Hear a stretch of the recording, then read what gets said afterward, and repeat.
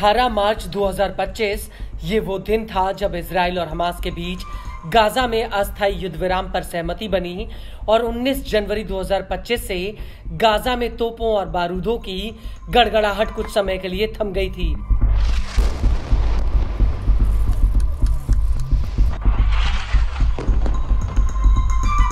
इस सीजफायर के साथ ही हूती के हमलों से धधक रहा लाल सागर भी कुछ समय के लिए खामोश हो गया था, लेकिन 17 मार्च 2025 को अचानक से इजराइल ने गाजा में फिर से बमबारी शुरू कर दी और जैसे ही गाजा में खून खराबा शुरू हुआ वैसे ही यमन के हूती इजराइल के ऊपर पूरी ताकत से टूट पड़े थे।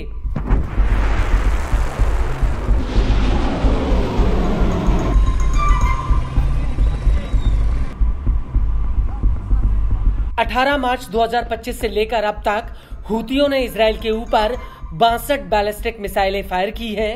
हूती ने इसी दौरान इजराइल पर कम से कम 15 ड्रोन हमले भी किए हैं।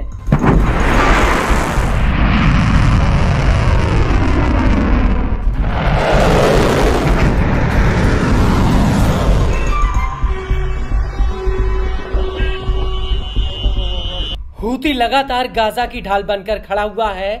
भले ही इजराइल से यमन की दूरी 2000 किलोमीटर हो, लेकिन हूतियों का हौसला 7वें आसमान पर पहुंच चुका है। वो इसलिए क्योंकि अब हूती ने एक ऐसा ऐलान कर दिया है जो इजराइल के लिए एक नया तूफान खड़ा कर सकता है।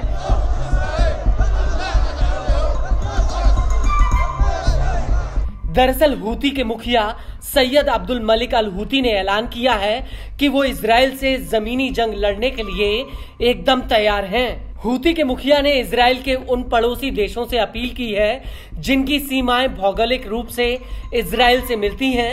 हूती की अपील है कि ये देश हूती के लड़ाकों के लिए अपने बॉर्डर खोल दें जिससे वो इजराइल पर सीधा हमला कर पाएं।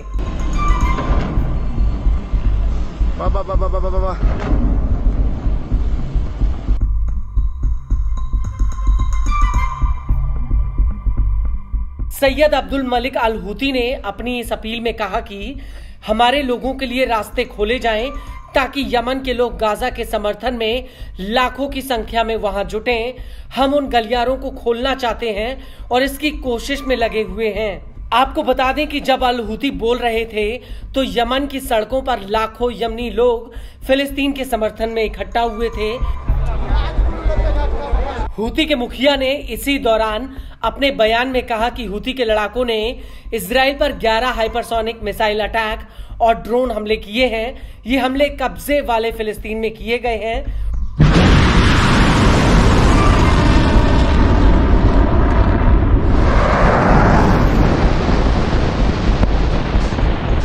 हूती के मुताबिक गाजा के समर्थन में अभी तक हूती के लड़ाकों ने एक नहीं, दो नहीं, बल्कि 1679 हमलों को गाजा के समर्थन में अंजाम दिया है।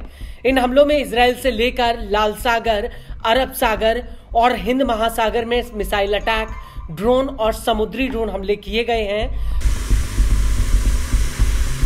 अल हूती का कहना है कि आने वाले वक्त में हूतियों के इजराइल को सजा देने के लिए किए गए हमले और ज्यादा प्रभावी होंगे।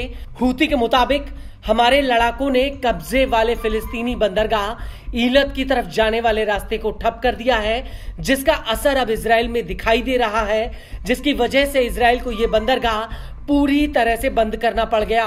आपको बता दें कि इजरायली मीडिया ने भी ईलत बंदरगाह को बंद किए जाने की खबर की पुष्टि की थी।